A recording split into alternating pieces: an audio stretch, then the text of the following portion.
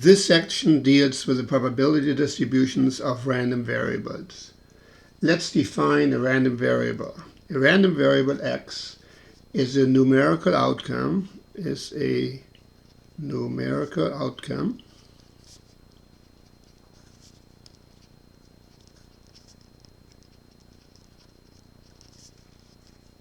from a probability experiment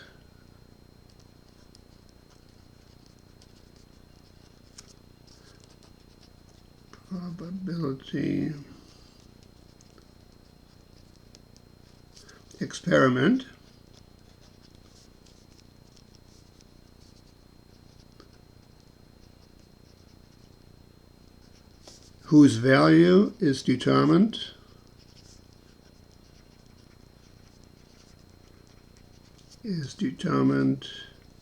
by chance.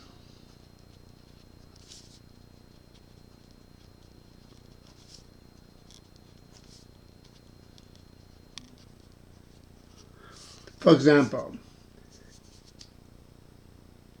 x could be the number of people in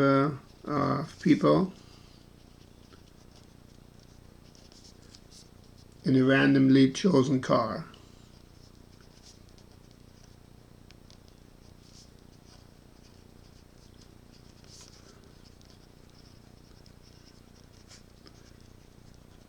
Or it could be the time you have to wait for an elevator to arrive. The time you have to wait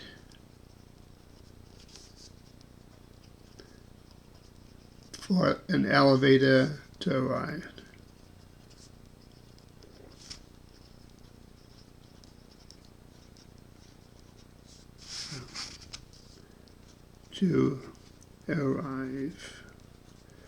Or as a third example, we could say the number of successful basketball shots,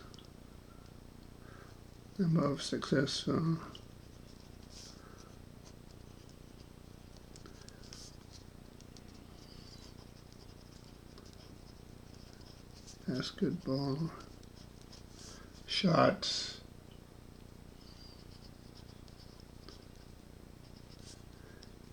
in, let's say, 5 tries.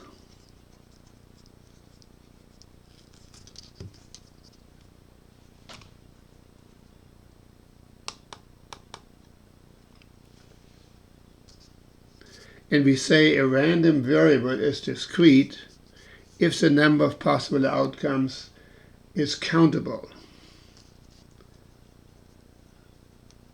In other words, we can bring the number of possible outcomes in a one-to-one relationship with the integers, and can be plotted on a number line,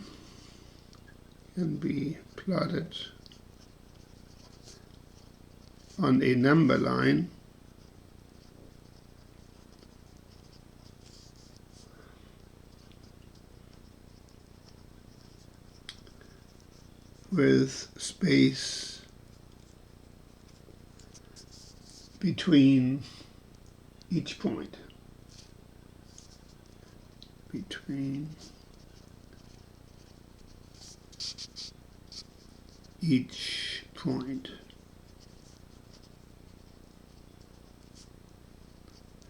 So those are discrete random, that's a description of a discrete random variable. And a random variable is continuous if it can take on any value,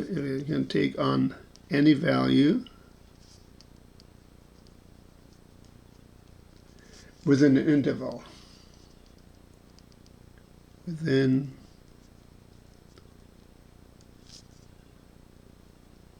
an interval.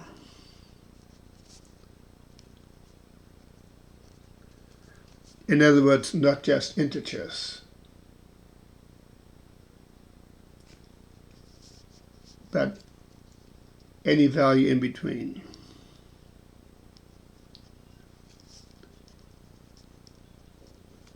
Between two integers, of course. between. And we look at some examples of that. Oops. The possible outcomes cannot be listed individually. Cannot be listed individually.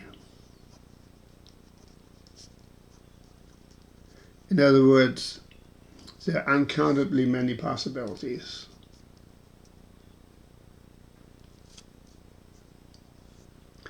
We can also say for continuous random variables, continuous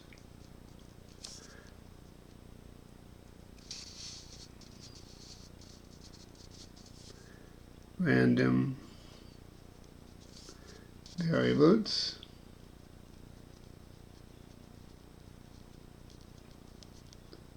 can be plotted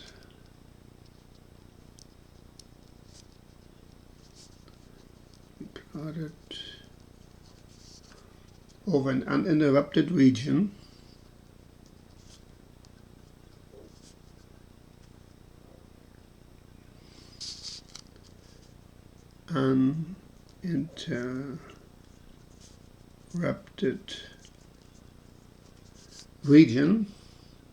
of the number line.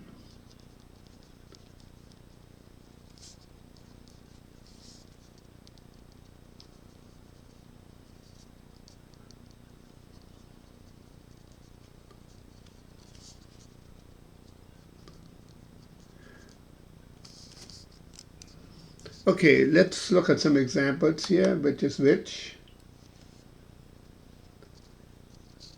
Okay, so discrete random variables are counted. That's an important concept to remember. Whereas continuous random variables are measured.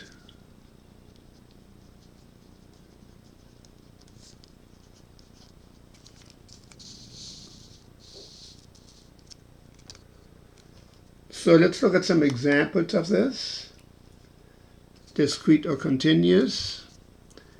The number of people in a randomly chosen car, is it discrete or continuous? Well, the number of people in the car could be like 0, 1, 2, 3, 4, 5. So we are dealing with a discrete random variable here. The time you have to wait.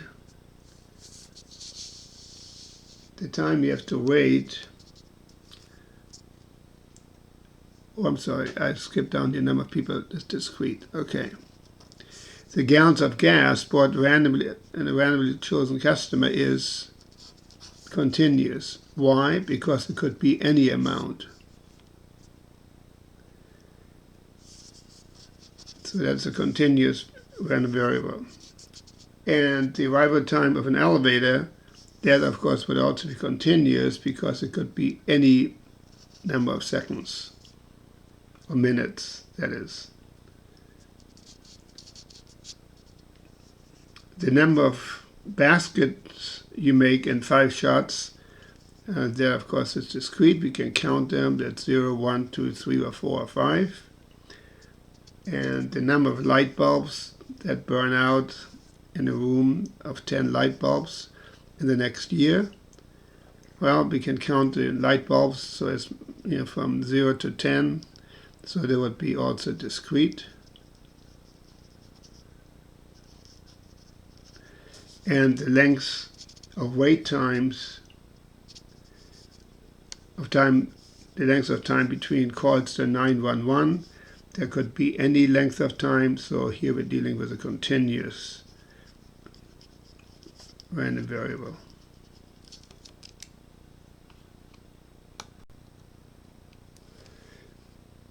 A probability distribution provides two things. The possible values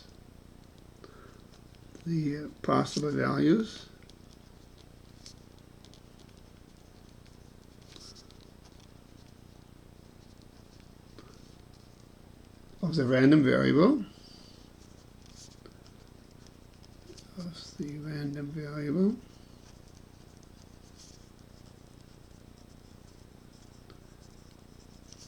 along with their corresponding probabilities. Along with their corresponding probabilities.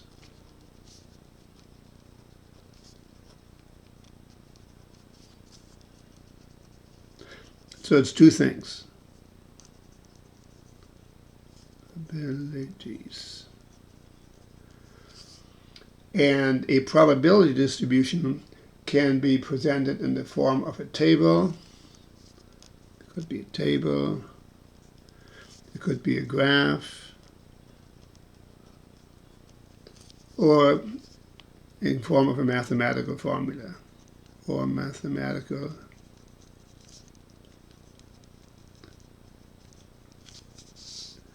formula.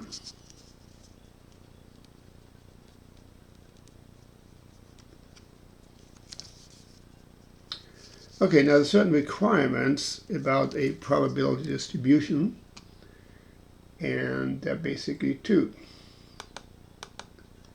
Each probability must be between 0 and 1. So each probability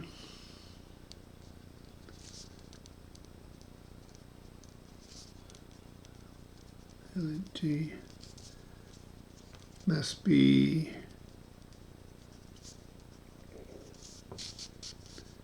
between 0 and 1, inclusive. That means it could be 0 or it could also be 1. So we say that P of x, the probability of the random variable, has to be between 0 and 1. And second of all, the sum of all probabilities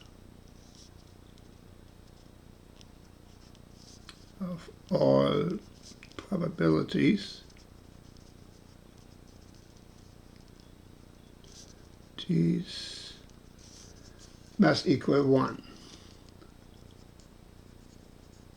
Must equal 1. So we can say in symbolic form, the sum of all the probabilities of x equals 1.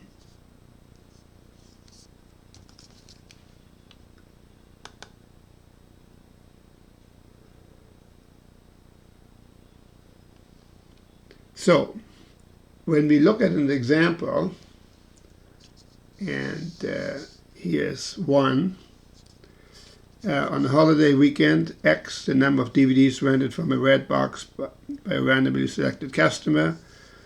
So X is the number of DVDs rented on a single visit to Redbox. So here are all the, no DVD rented, 1, 2, 3, 4, 5 DVDs rented from the Redbox. And so, first of all, do these probabilities satisfy the first requirement? Well, they're all between 0 and 1. That's an important detail.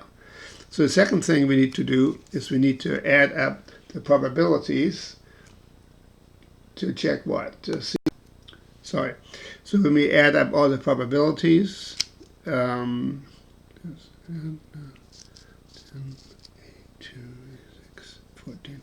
So the sum of the probabilities add up to 1. So in other words, this probability distribution is indeed the distribution of a random variable.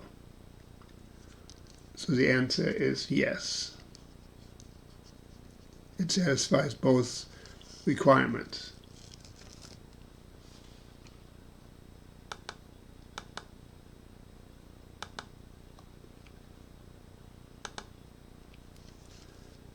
Okay, next we need to look at some symbolics here. And you've seen most of these symbols before, but now we're looking at it in the context of probability distributions. And so here are the symbols, and it's important to really understand what they mean. So at least the mathematical symbol is greater than or equal. You've probably seen these before, but now it's in specific context of random probability distributions. And then more than or greater than, of course we've seen that before, it is this symbol here. And the third one, fewer than or less than, would be the opposite, going to this direction. And then at most, or no more than, would be less than or equal. And then exactly, we have an equal symbol. So you're probably all familiar with the symbols here, but just bring them up in the context of the probability distributions.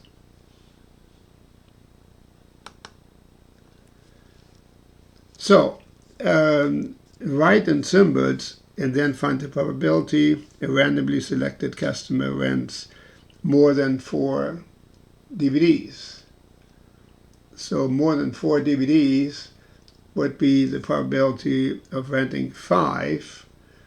So probability of x greater than 4 would be equal to the probability of 5, and the probability of renting 5 DVDs is equal to 0.01.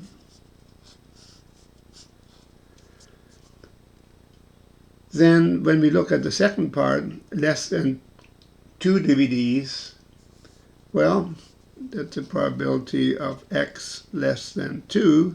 That means the probability of renting either 0 or the probability of renting 1. And so the probability of renting 0 is 0.06, and the probability of renting 1 is 0.58. So it's 0.06 plus 0.58. It's equal to 0.64.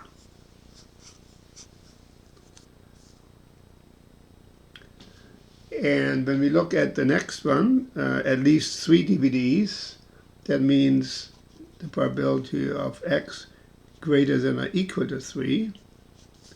That means a probability of 3 plus a probability of 4 plus a probability of 5. So that would be equal to 0.10 plus 0.03 plus 0.01, and that is altogether equal to 0.14.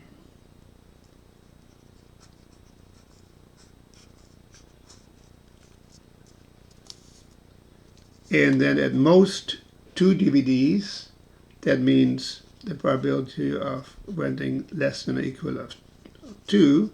So there would be the probability of 0 plus the probability of 1 plus the probability of 2. So that would be equal to 0.06 plus 0.58 plus 0.22 for a total of 0.86.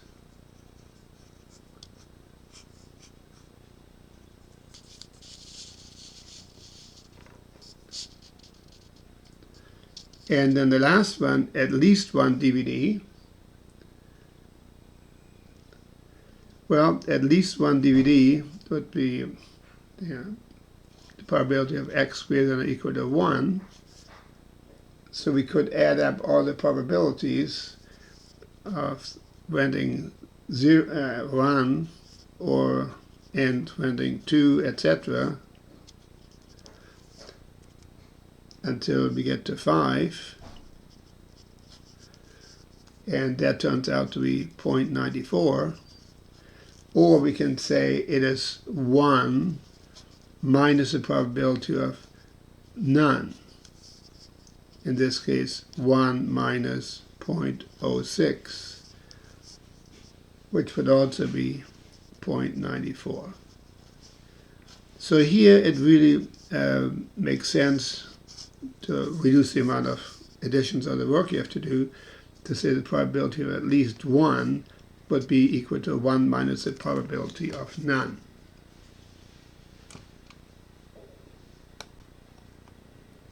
Next, we can draw a histogram.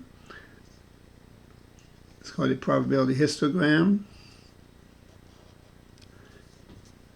where the area of each bar corresponds to the probability that value of x will occur.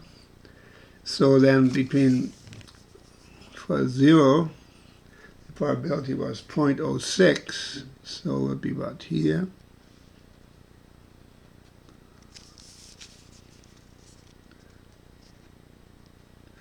The probability of renting renting one, that was equal to 0.58.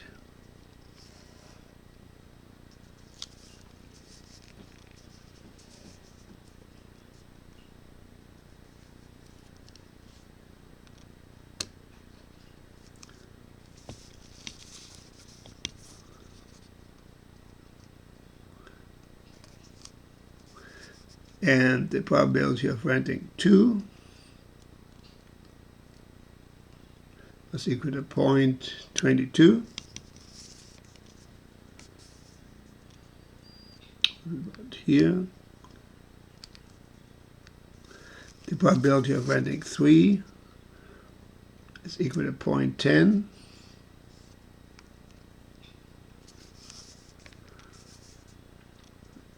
Here. The probability of renting 4 is about 0.03. Its probability of renting 5 is 0.01. So these are approximate ones, of course. Okay, it looks about like this for the histogram. Okay, so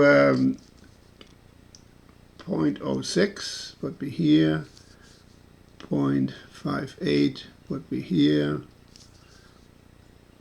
0.22 would be here, and 0.10 would be here, and then 0.03 would be here, and 0.01 would be there. So that would be the probability histogram. And then when we talk about the mean of a discrete random variable, so the mean of the discrete random variable would be the balance point of the probability histogram. The mean, denoted by mu, predicts the average of the outcomes, predicts the average of the outcomes.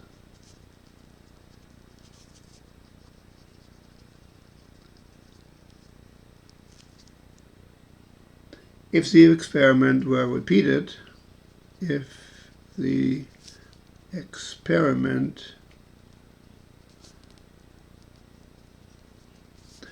were repeated,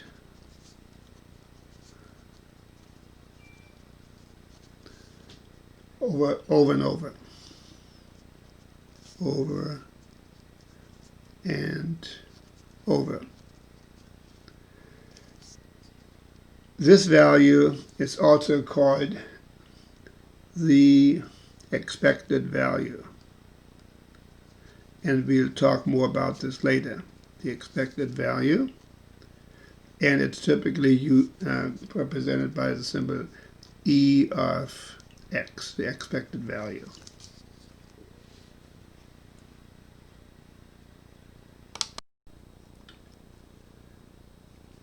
The formula for computing the mean, in other words, the expected value of a random variable by hand, is the mean equals E of x, also using the letter mu, and that's simply the summation of all the random variables times its associated probability.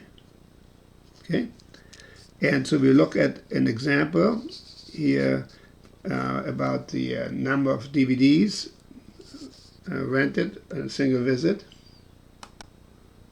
So numerically it's very simple. We simply multiply the random variable times its associated probability. So 0 times 0.06 is 0. So 0 times 0.06 equals 0. The next one would be 1 times 0.58. So 1 times 0.58 would simply be 0.58. And 2 times 0.22, I mean, we can do that mentally, is 0.44. And 3 times 0.1 is 0.30. And 4 times 0.03 is 0.12. And 5 times 0.01 is 0.5. And then we add all this together, and that's equal to 1.49. So that then, the expected number of DVDs per visit, in this case, well, okay, again, here we have the sum of the x times the associated probabilities. And so we can say that the expected number of DVDs per visit would be 1.49. The expected number of DVDs per visit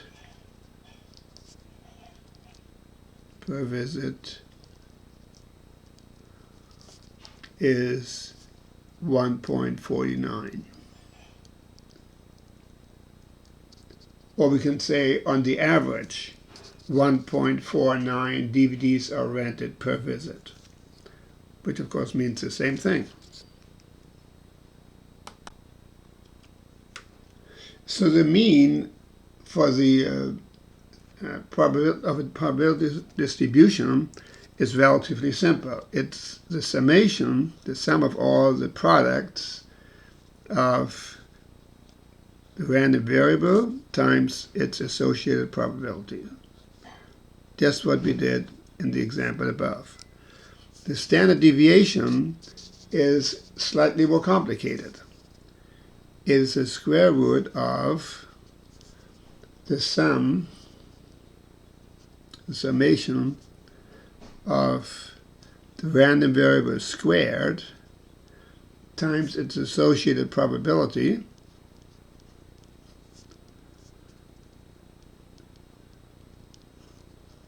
so these two parentheses go together, minus the mean squared.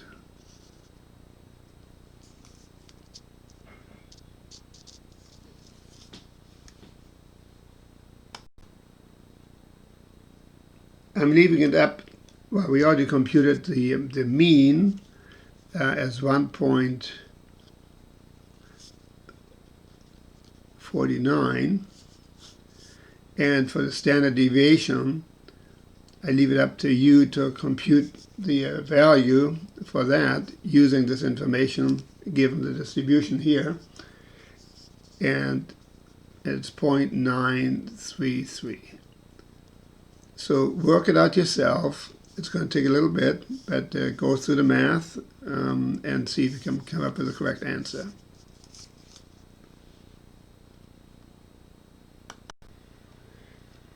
We say data value is usual if it is within 2 standard deviations of the mean. So the usual interval of what would be expected for a random variable is the mean plus 2 standard deviations to the mean minus 2 standard deviations. So in this particular case, the mean was 1.49, and the standard deviation was 0.933. So that would equal 3.35 DVDs.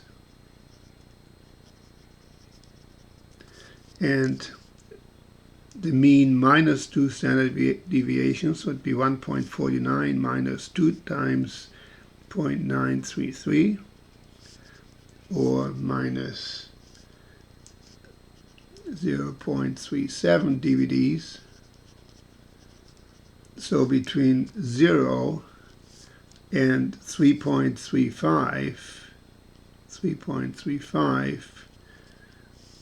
DVDs would be usual for the number of DVDs we would expect on average for a customer to rent from Rentbox on a single visit. So if is a customer who rents 3 DVDs unusual? Well, 3 is within this interval between 0 and 3.35. So we say no, it's not unusual, so there would be usual. Or in answer to the direct question, not unusual. Not unusual.